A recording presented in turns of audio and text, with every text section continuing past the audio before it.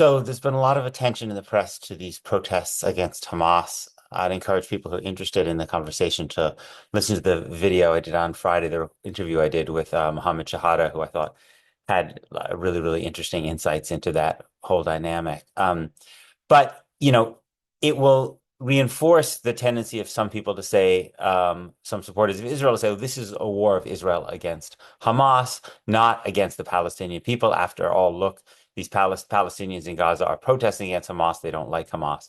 And it's, as Mohammed pointed out to me when we talked, it's certainly true. There have been protests that many Palestinians don't like Hamas. There have been protests against Hamas for a bunch of years now. Hamas is authoritarian, incompetent in various ways. Many people rightly don't like their Islamist ideology, which they feel as considered to be illiberal and oppressive.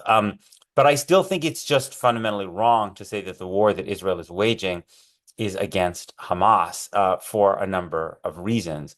First of all, if you just look at the military tactics that Israel's using, they're clearly, some of them, not only directed at Hamas. So Israel has been for the last month now denying humanitarian aid into Gaza, to everyone in Gaza, not just to the Hamas people, to everyone in Gaza. Israel is always also actively advocating the idea of mass migration, mass expulsion out of Gaza for everybody, not just for members of Hamas.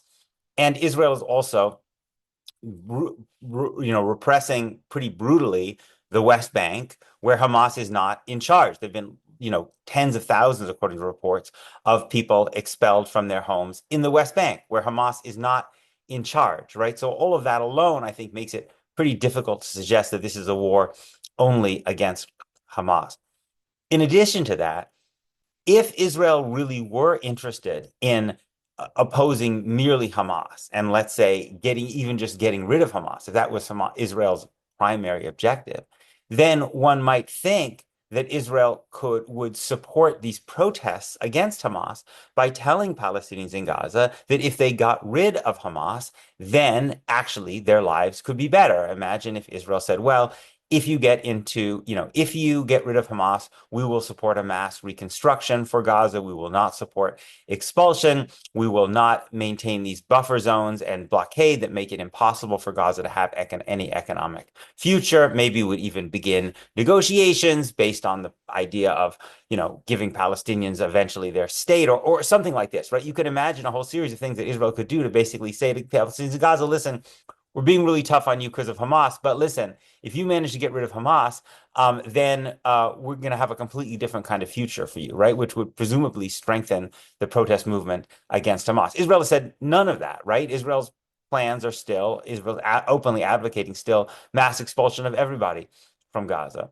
And beyond that, if Israel really, really wanted to weaken Hamas in general, there are many things that Israel could have done over many years, right? So Israel for years has had the opportunity to release Marwan Barghouti from jail. I interviewed Ara Barghouti, his youngest son, a couple of weeks ago, right? We know from polling that Marwan Barghouti, who is not an Islamist, is more popular than Hamas. So if you really wanted to weaken Hamas politically, you could let their most formidable rival out of jail.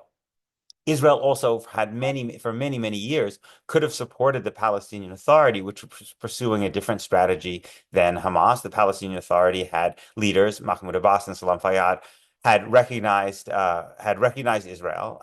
They were working with Israel to prevent armed resistance from the West Bank, and yet Fayyad, in particular, who was prime minister from 2007 to 2013, who was really quite popular in Israel and American Jewish circles because he was so moderate. If you look at the interview he did with Roger Cohen of the New York Times when he left Palestinian politics, he basically said, I was defeated by Israel.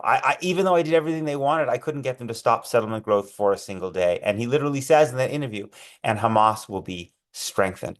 So there, you notice sometimes in the press, sometimes people call this this war of Israel versus Hamas, and sometimes they say it's a war of Israel versus Gaza.